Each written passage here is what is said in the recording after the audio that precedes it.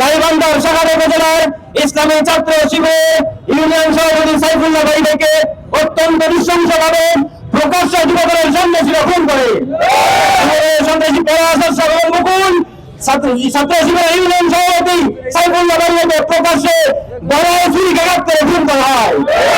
University এই ঘুরে এখন পর্যন্ত 8 ঘন্টা হতে চলল, এখন পর্যন্ত প্রশাসন কোনো কার্যকর পদক্ষেপ নিতে পারে নাই। যদিও বিএনপির সন্ত্রাসীরা লোকাল বিএনপি নেতা, তারপর তাদেরকে এখন পর্যন্ত গ্রেপ্তার করা হয় নাই। এই ঘটনা প্রমাণ করে বর্তমান সরকার পুরো বাংলার বিএনপি ক্ষমতায় আসার পর 100 দিন হয়ে গেল, 600 অধিক বিএনপির হাতে দেশের মানুষ খুন হয়েছে। এখন পর্যন্ত কোন খুনের বিচার এই বিএনপি সরকার করতে পারে না। আমরা বলতে চাই, আপনারা যদি দিন থেকে বাড়া দেন, আপনারা যদি ধর্মের দর্শক থেকে বাড়ে দেন, সে অতীত থেকে শিক্ষা নিন।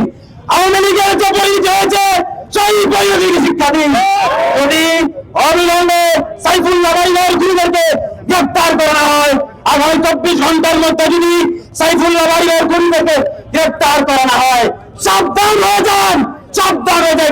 আওয়ামী লীগের পরিণাম থেকে সাবধান হয়ে যান। আমরা আবার হুঁশিয়ার করে বলে দিতে চাই, যদি সাইফুল্লাহ ভাইয়ের খুনিদেরকে দৃষ্টান্তমূলক শাস্তি নিশ্চিত করা না হয়, আল্লাহর কসম এর পরিণতি ভালো হবে না, ভালো হবে না। ছাত্র শিবির বাংলাদেশের আবহাওয়ার ছাত্র জনতাকে মাঠে নিয়ে দুর্বার কর্মসূচি ঘোষণা করবে। ক্ষমতায় থাকতে পারবেন না, 5 বছরের মেয়ে পূর্ণ করতে পারবেন না। আমরা ঘোষণা করতে চাই, অবিলম্বে সাইফুল্লাহ ভাইকে দৃষ্টান্তমূলক শাস্তি নিশ্চিত করুন। 24 ঘন্টার মধ্যে সাইফুল্লাহ ভাইয়ের খুনিদেরকে গ্রেপ্তার করুন। আমরা বলতে চাই, গত 1.5 বছরে বিএনপি ক্ষমতা আসার পরে অসংখ্য খুনের শিকার হয়েছে। এখন পর্যন্ত আমাদের প্রায় 605 জন ভাই বিএনপির হাত দ্বারা খুন হয়েছে। গত 2 দিন আগে খুলনাতে জামাত ইসলামের মহাসমাবেশেও বিএনপির আক্রমণে আমাদের ভাই আহত হয়েছে।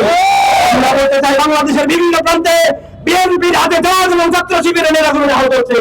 হুঁশিয়ার করে বলতে চাই, আপনারা সাবধান হয়ে যান, সাবধান হয়ে যান। আপনারা আমরা যদি মাঠে নামি দেখতে পারবেন না। আপনারা অবিলম্বে বাংলাদেশের মানুষদেরকে বলতে চাই, বিএনপি অপকর্মের বিরুদ্ধে রুখে দাঁড়ান, ঘরে বসে থাকবেন না।